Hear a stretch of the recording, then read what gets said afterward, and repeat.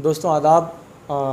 आज बहुत खुशी की बात है कि हमारे साथ डॉक्टर नदीम फ़ारूकी साहब हैं, जो कई लोगों के फैमिली डॉक्टर हैं और लगभग खजराना के अधिकतर लोगों का सर के माध्यम से इलाज किया जाता है। सर, कोरोना के ताल्लुक़ से और जो वैक्सीन कोविड वैक्सीन जो आई है इसके ताल्लुक़ से चंद सवालात हैं कि ये जो वैक्सीन लगाया जा रहा है इसके क्या फ़ायदे हैं और इसके क्या नुकसान हैं?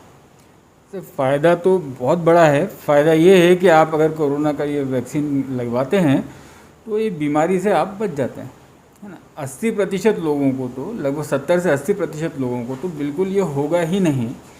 कुछ लोगों में, जैसे लगभग 20% लोगों में ये फिर भी हो सकता है, लेकिन अगर इन लोगों को हुआ तो उन्हें ये हल्का फुल्का होगा। उनका उसके लिए अस्पताल में भर्ती होने की ज़रूरत नहीं होगी, इनमें से कोई मरेगा नहीं। यानी मौत को बचाने के लिए या अस्पताल में भर्ती होने से बचाने के लिए ये 100% कारगर है।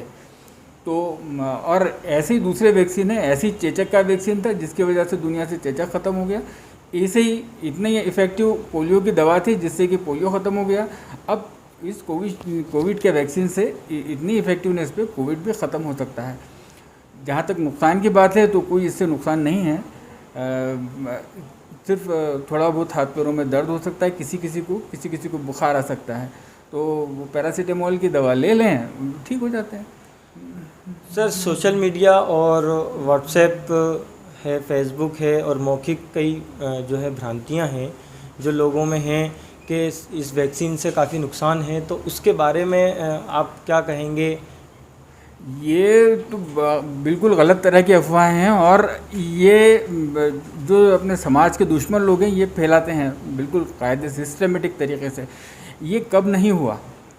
जब चेचक के टीके लगते थे तब लोगों की टांग तोड़ दी जाती थी। पोलियो की दवा पिलाते हैं तो बोलते हैं कि ये बच्चे पैदा करना बंद कर दें, हो जाएंगे, इससे बच्चे नहीं पैदा होंगे इनके। क्या हुआ, है ना। वैसे ही कोविड के साथ में सेम वो उसी ढंग की बातें फिर से फैलाई जा रही हैं दोबारा। समझदार लोगों को समझना चाहिए कि भाई जब पोलियो के साथ नहीं हुआ, जब MMR के वैक्सीन के साथ नहीं हुआ तो इससे क्यों होगा, है ना। ये बिल्कुल गलत जानकारियां हैं, ऐसा कुछ भी नहीं होगा। एक वक्त सोशल मीडिया के माध्यम से हमें ये जानकारी प्राप्त हुई थी कि आप खुद भी कोरोना पॉजिटिव हुए। कैसा वक्त था वो?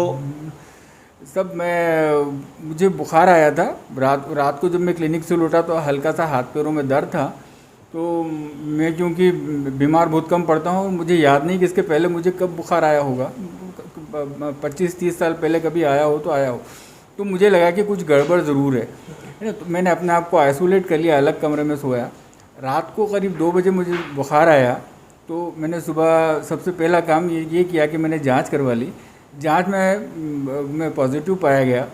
तो पहले 4-5 दिन तो कुछ ख़ास प्रॉब्लम नहीं था। उसके बाद अचानक उसका इन्फेक्शन बढ़ गया तो मैं मयूर हॉस्पिटल में एडमिट हुआ। डॉक्टर रियाज ने मेरी बड़ी मदद की और वहाँ पे उस वक्त भी काफ़ी कम थे बेड्स, तो वहाँ पे मैं हॉस्पिटल में एडमिट हुआ।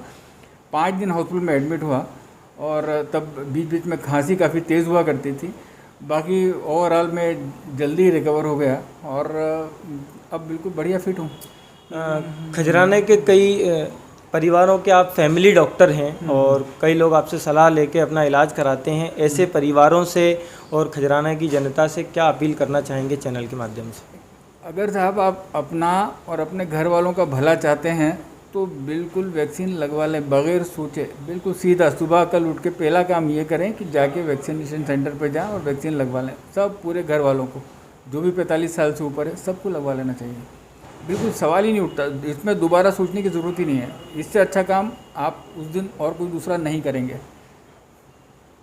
मतलब आपका एक संदेश है कि ये वैक्सीन को एक त्यौहार के रूप में मनाएं, लगाएं और अपने परिवार की सुरक्षा करें। बिल्कुल बिल्कुल बिल्कुल बिल्कुल इसी ढंग से होना चाहिए। ये थे डॉक्टर नदीम फ़ारूकी, जो खजराना के एक बहुत मशहूर डॉक्टर हैं। कई परिवारों का इन पर भरोसा है और इनकी भी यही अपील है कि आप वैक्सीन ज़रूर लगवाएं ताकि आपके और आपके परिवार की सुरक्षा की जा सके। इंसानियत का सबसे बड़ा दुश्मन जो कोरोना हमारे बीच फैल चुका है, इसे हमें परास्त करना है, इसको हराना है, जिसके लिए वैक्सीन ही बेहतर इलाज है। कोहराम एक्सप्रेस से कासिम बरकाती की रिपोर्ट।